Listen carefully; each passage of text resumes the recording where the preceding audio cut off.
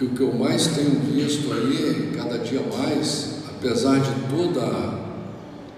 toda a facilidade que o homem tem hoje, o que eu tenho visto é a dificuldade das pessoas se renderem ao Evangelho. Isso é muito triste porque Jesus deu a vida pela Bíblia para cumprir a palavra. Assim, todos os discípulos entregaram a sua vida, entregaram a sua liberdade por amor à palavra de Deus, por amor à Bíblia Sagrada. E as pessoas hoje são atraídas por Deus do meio da ignorância, do meio da falta de conhecimento. Deus traz a pessoa para o Evangelho, por isso que se denomina a igreja evangélica, né? Deveria se pregar o Evangelho, mas nem os pregadores, nem os ouvintes estão preocupados com o Evangelho, que é o que sara, cura, liberta, transforma e salva o ser humano. É a palavra de Deus. Cada dia mais eu vejo as pessoas achando que a religião vai salvar elas. Elas estão completamente fora da palavra, descumprindo a palavra, fazendo coisas que a Bíblia que ela usa diz que Deus abomina, mas ela tem certeza que ela vai ser salva, mesmo sendo rebelde à palavra de Deus. É a mesma coisa aquela pessoa que rouba, está sempre roubando e acha que ela é honesta, está sempre enganando os outros, sempre roubando e tem certeza que é honesta. Mas a justiça de Deus prevalecerá. Infelizmente, a gente vê com muita tristeza as pessoas não amarem esse projeto tão maravilhoso que é a palavra de Deus. Então, livro de Mateus, capítulo 27, diz a palavra do Senhor assim: e chegando amanhã, todos os príncipes dos sacerdotes e os anciãos do povo formavam juntamente conselho contra Jesus para o matarem. Isso aqui é para se cumprir uma profecia que estava escrita lá no livro de Salmos, capítulo 2, versículo 2. E manietando, o levaram e o entregaram ao governador Pôncio Pilatos. Então Judas, o que o traíra, vendo que fora condenado, trouxe arrependido as 30 moedas de prata aos príncipes dos sacerdotes e aos anciãos, dizendo: pequei traindo sangue inocente. Eles, porém, disseram: que nos importa? Isso é contigo. E ele, atirando para o templo as moedas de prata, retirou-se e foi se enforcar. E os príncipes dos sacerdotes, tomando as moedas de prata, disseram: não é lícito colocá-las no cofre das ofertas, porque são preço de sangue. E tendo deliberado em conselho, compraram com elas o campo de um oleiro para a sepultura dos estrangeiros. Por isso foi chamado aquele campo, até o dia de hoje, Campo de Sangue. Então se realizou o que vaticinara o profeta Jeremias. Tomaram as 30 moedas de prata, preço do que foi avaliado, que certos filhos de Israel avaliaram. Aqui, irmãos, tem uma passagem muito importante que nas Bíblias do mundo inteiro, as Bíblias normais, está escrito no versículo 9: então se realizou o que profetizara ou vaticinara o profeta Jeremias. Mas não foi o profeta Jeremias que profetizou isso, foi o profeta Zacarias. Se você pegar lá no livro de Zacarias, capítulo 11, versículo 12 e 13, você vai ver que as editoras cometeram esse erro na Bíblia, e mesmo sabendo que está errado, eles não querem mudar. Porque, como eu sempre digo, a Bíblia é texto e contexto, a própria Bíblia se explica. E quando você lê a Bíblia, você vai ver claramente que foi Zacarias que disse isso, não foi Jeremias. Mas eles insistem em deixar errado. E deram-nas pelo campo do oleiro, segundo o que o Senhor determinou. E foi Jesus apresentado ao governador, e o governador o interrogou, dizendo: És tu o rei dos judeus? E disse-lhe Jesus: Tu o dizes. Versículo 12: Sendo acusado pelos príncipes dos sacerdotes e pelos anciãos, nada respondeu. E disse-lhe então Pilatos: Não ouves quando testificam contra ti? E nenhuma palavra lhe respondeu, de sorte que o governador estava muito maravilhado. Ora, por ocasião da festa, costumava o governador soltar um preso, escolhendo o povo aquele que quisesse. É como o indulto, que tem aí no mundo. E tinham então um preso bem conhecido chamado Barrabás. Portanto, estando eles reunidos, disse-lhes Pilatos: Qual quereis que vos solte? Barrabás ou Jesus, chamado o Cristo? Porque sabia que por inveja o haviam entregado. E estando ele assentado no tribunal, sua mulher mandou-lhe dizer: Não entres na questão desse justo, porque num sonho muito sofri por causa dele. Mas os príncipes dos sacerdotes e os anciãos persuadiram a multidão que pedisse Barrabás e matasse Jesus. E respondendo o governador, disse-lhes: Qual desses dois quereis vós que eu solte? E eles disseram: Barrabás. Disse-lhes Pilatos: Que farei então de Jesus, chamado Cristo? Disseram-lhe todos: Seja crucificado. O governador, porém, disse: Mas que mal fez ele? E eles mais clamavam, dizendo: Seja crucificado. Então Pilatos, vendo que nada aproveitava, antes o tumulto crescia, tomando água, lavou as mãos diante da multidão, dizendo: Estou inocente do sangue deste justo, considerai isso. E respondendo, todo o povo disse: O seu sangue caia sobre nós e sobre nossos filhos. Então soltou-lhes Barrabás, e tendo mandado açoitar a Jesus, entregou-o para ser crucificado. Aqui o versículo 26 está se cumprindo a profecia de Isaías 53:5, e nós vemos um relato aqui muito importante, que Pilatos tinha poder para enfrentar aquelas pessoas e não participar da maldade que fizeram de bater em Jesus, humilhar Jesus e crucificar Jesus. E ele ainda se diz aqui que ele lavava as mãos como um símbolo que ele não tinha culpa nenhuma.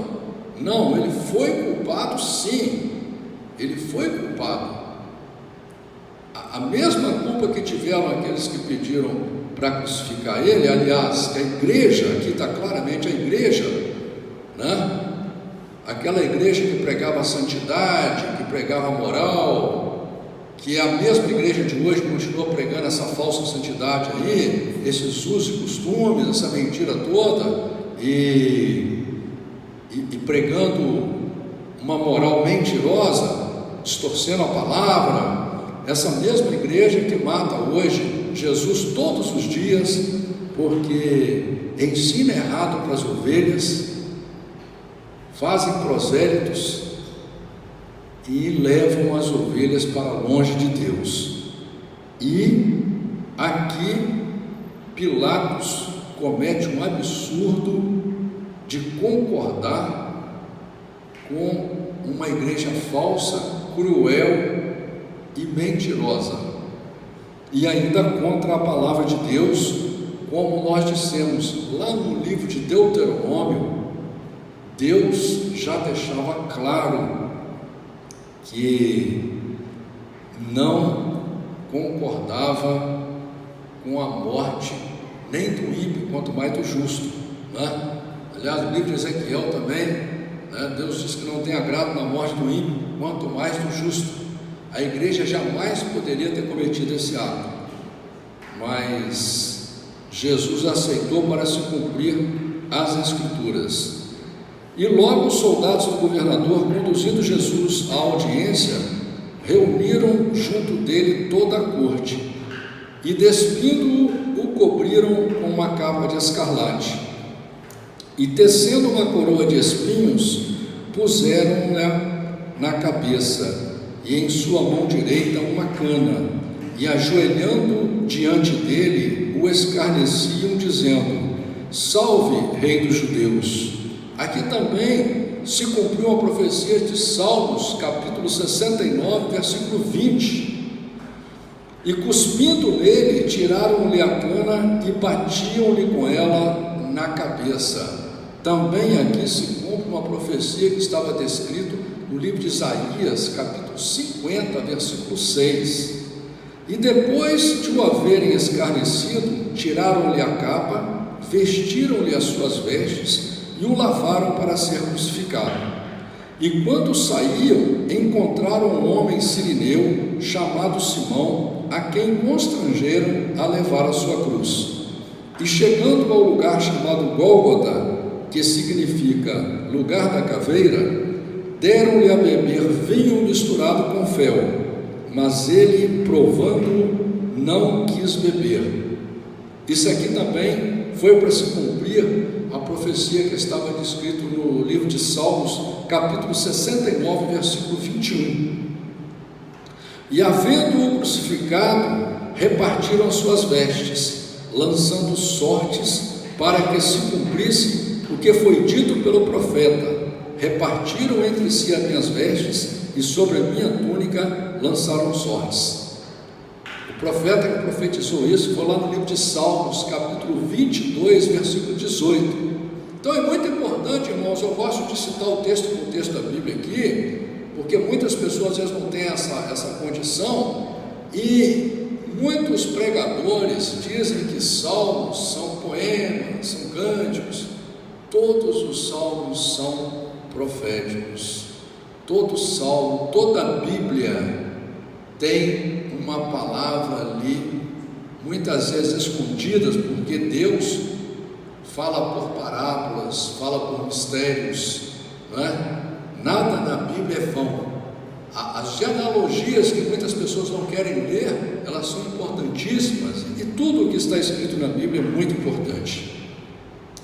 E assentados o guardavam ali, e por cima da sua cabeça puseram escrita a sua acusação: Este é Jesus, o Rei dos Judeus. E foram crucificados com ele 2 salteadores, um à direita e o outro à esquerda. Aqui também para se cumprir a profecia que se encontra no livro de Isaías, capítulo 53, versículo 12. E os que passavam blasfemavam dele, meneando a cabeça e dizendo: Tu que destróis o templo e em 3 dias o reedificas, salva-te a ti mesmo, se és o Filho de Deus, desce da cruz. Aqui também essas palavras foram ditas para se cumprir o que está descrito lá no livro de Salmos, capítulo 22, versículo 7, e no livro de Salmos, capítulo 109, versículo 25. E da mesma maneira também os príncipes dos sacerdotes com os escribas e anciãos e fariseus, escarnecendo, diziam: salvou os outros e a si mesmo não pode salvar-se. Se é o rei de Israel, desça agora da cruz e creremos nele. Confiou em Deus, livre-o agora se o ama, porque disse: sou filho de Deus. Aqui também é para se cumprir o que está escrito lá no livro de Salmos, capítulo 22, versículo 8. E o mesmo lhe lançaram também em rosto os salteadores que com ele estavam crucificados. E desde a hora sexta houve trevas sobre toda a terra, até a hora nona. Aqui cumpre-se a profecia de Amós, capítulo 8, versículo 9. E perto da hora nona, exclamou Jesus em alta voz, dizendo: Eli, Eli, lema sabachthani, isto é, Deus meu, por que me desamparastes? Jesus falou isso para se cumprir o que estava escrito no livro de Salmos, capítulo 22, versículo 1. E alguns dos que estavam ali, ouvindo isto, diziam: ele chama por Elias. E logo um deles, correndo, tomou uma esponja e embebedou-a em vinagre, e pondo-a numa cana, deu-lhe de beber. Isso também para se cumprir o que está escrito em Salmos, capítulo 69, versículo 21. Os outros, porém, diziam: deixa, vejamos se Elias vem livrá-lo. E Jesus, clamando outra vez com grande voz, entregou o Espírito. E eis que o véu do templo se rasgou em dois, de alto a baixo, e tremeu a terra, e fenderam-se as pedras, e abriram-se os sepulcros, e muitos corpos de santos que dormiam foram ressuscitados. Aqui, irmãos, faz uma referência ao livro de Êxodo, capítulo 26, versículo 31, porque quando Deus cria a primeira igreja, que era o tabernáculo, Deus estabeleceu uma série de rituais e de regras, e no lugar santíssimo, onde ficava a arca, que representava a presença de Deus, onde Deus vinha para falar com o sumo sacerdote, era separado por um véu. Ali só entrava o sumo sacerdote. Quando Jesus dá a vida dele para nós, é rasgado o véu do templo. Agora todos, sem exceção, têm acesso direto a Deus. Por isso que se diz que o véu se rasgou de cima a baixo. A arca não existe mais, como diz lá no livro de Jeremias, capítulo 3, versículo 16. Se alguém ler, vai entender, né? Hoje nós não precisamos de nenhum intermediário para chegarmos a Deus. Não precisamos de dinheiro, de beleza, de fama, de poder, não precisamos de conhecimento, precisamos apenas de ter um coração quebrantado e o desejo de aceitar a palavra de Deus, aceitar o projeto de Deus e entregar o nosso coração e a vida para Deus. E saindo dos sepulcros, depois da ressurreição dele, entraram na cidade santa e apareceram a muitos. E o centurião e os que com ele guardavam a Jesus, vendo o terremoto e as coisas que haviam sucedido, tiveram grande temor e disseram: verdadeiramente este era o Filho de Deus. E estavam ali olhando de longe muitas mulheres que tinham seguido Jesus desde a Galileia para o servir, entre as quais estavam Maria Madalena e Maria, mãe de Tiago e de José, e a mãe dos filhos de Zebedeu. E vindo já à tarde, chegou um homem rico de Arimateia, por nome José, que também era discípulo de Jesus. Este foi ter com Pilatos e pediu-lhe o corpo de Jesus. Então Pilatos mandou que o corpo lhe fosse dado. E José tomando o corpo, envolveu num fino e limpo lençol e o pôs no seu sepulcro novo, que havia aberto em rocha, e rolando uma grande pedra para a porta do sepulcro, foi-se. Aqui também foi para cumprir a profecia lá do livro de Isaías, capítulo 53, versículo 9. E estavam ali Maria Madalena e a outra Maria, assentadas defronte do sepulcro. E no dia seguinte, que é o dia depois da preparação, reuniram-se os príncipes dos sacerdotes e os fariseus na casa de Pilatos, dizendo: Senhor, lembramos-nos de que aquele enganador, vivendo ainda, disse: depois de 3 dias ressuscitarei. Manda, pois, que o sepulcro seja guardado com segurança até o 3º dia. Não se dê o caso que os seus discípulos vão de noite e o furtem e digam ao povo: ressuscitou dos mortos. E assim o último erro será pior do que o primeiro. E disse-lhes Pilatos: tendes a guarda, ide guardai-o como entenderdes. E indo eles, seguraram o sepulcro com a guarda, selando a pedra. Capítulo 28. E no fim do sábado, quando já despontava o 1º dia da semana, Maria Madalena e a outra Maria foram ver o sepulcro. E eis que houvera um grande terremoto, porque um anjo do Senhor, descendo do céu, chegou removendo a pedra e sentou-se sobre ela. E o seu aspecto era como um relâmpago, e a sua veste branca como a neve. Lá no livro de Daniel, capítulo 10, versículo 6, descreve esse anjo. E os guardas, com medo dele, ficaram muito assombrados e como mortos. Mas o anjo, respondendo, disse às mulheres: não tenhais medo, pois eu sei que buscais a Jesus que foi crucificado. E ele não está aqui, porque já ressuscitou, como tinha dito. Vinde e vede o lugar onde o Senhor jazia. E depois imediatamente e dizei aos seus discípulos que já ressuscitou dos mortos. E eis que ele vai adiante de vós para a Galileia. Ali o vereis. Eis que eu vou-lo tenho dito. E saindo elas pressurosamente do sepulcro, com temor e grande alegria, correram a anunciá-lo aos seus discípulos. E indo elas, eis que Jesus lhes saía ao encontro, dizendo: eu vos saúdo. E elas, chegando, abraçaram os seus pés e o adoraram. Então Jesus disse-lhes: não temais, ide dizer a meus irmãos que vão à Galileia e lá me verão.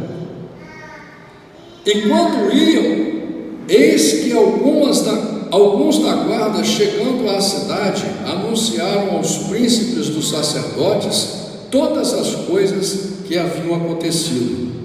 E congregados eles com os anciãos, e tomando conselho entre si, deram muito dinheiro aos soldados, ordenando: dizei, vieram de noite os seus discípulos, e dormindo nós o furtaram. E se isso chegar a ser ouvido pelo governador, nós o persuadiremos e vos poremos em segurança. E eles, recebendo dinheiro, fizeram como estavam instruídos, e foi divulgado este dito entre os judeus até ao dia de hoje. Você vê que até hoje tem judeu que não acredita que Jesus veio, não é? As pessoas não sabem disso, acham que todo judeu ele é seguidor da Bíblia, todo judeu é cristão. Não, a maioria dos judeus, principalmente hoje, não acreditam que Jesus veio. E os 11 discípulos partiram para a Galileia, para o monte que Jesus lhes tinha designado.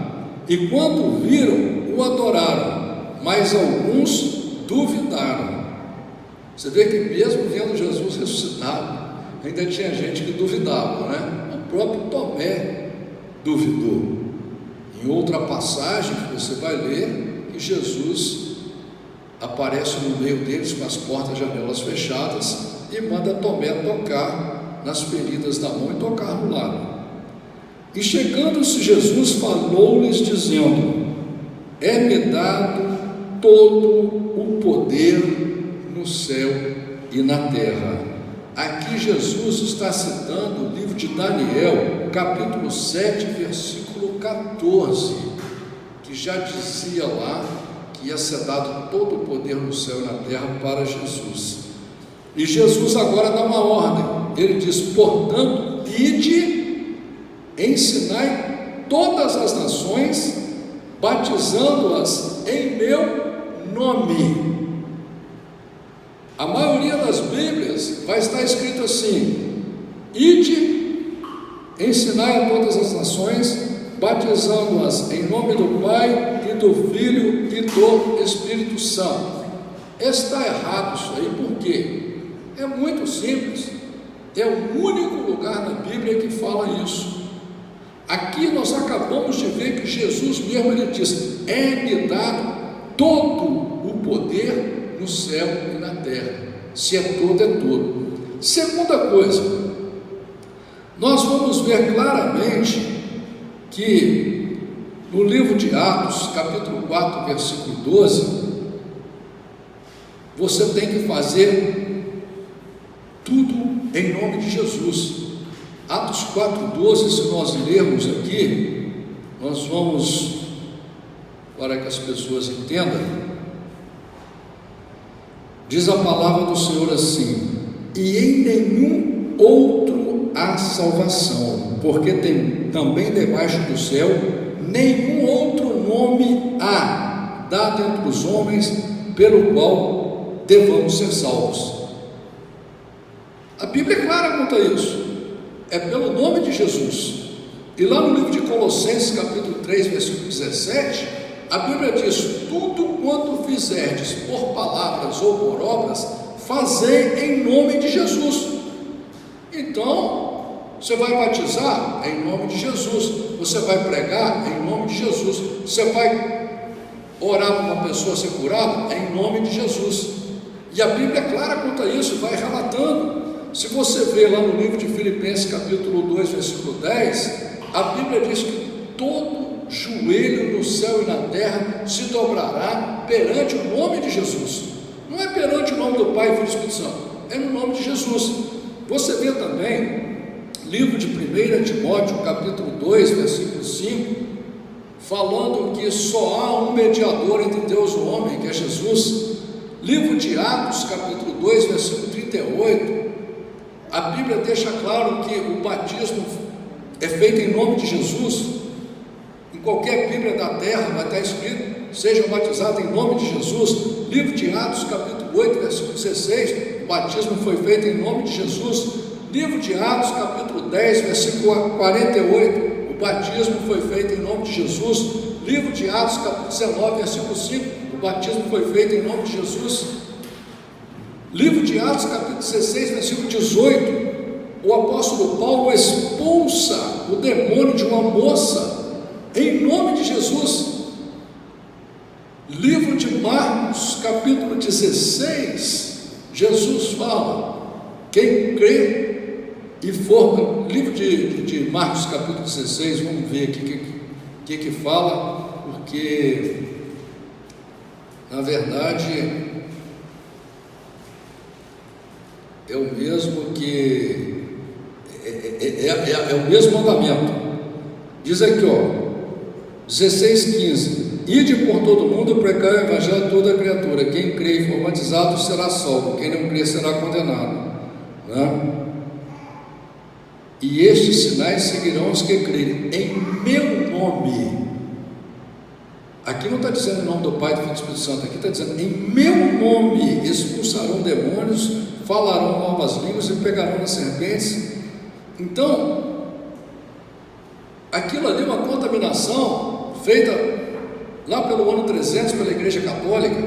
E se você pegar uma Bíblia de Jerusalém, da Igreja Católica, chama Bíblia de Jerusalém, e abrir lá no livro de Mateus, capítulo 28, você vai ver que embaixo eles explicam que essa palavra que batizando-os em nome do Pai e do Espírito Santo pode ter sido introduzido pela igreja na Bíblia.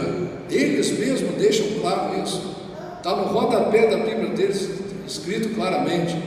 Mas a igreja crente também, que não tem nenhuma responsabilidade com a palavra de Deus, continua colocando.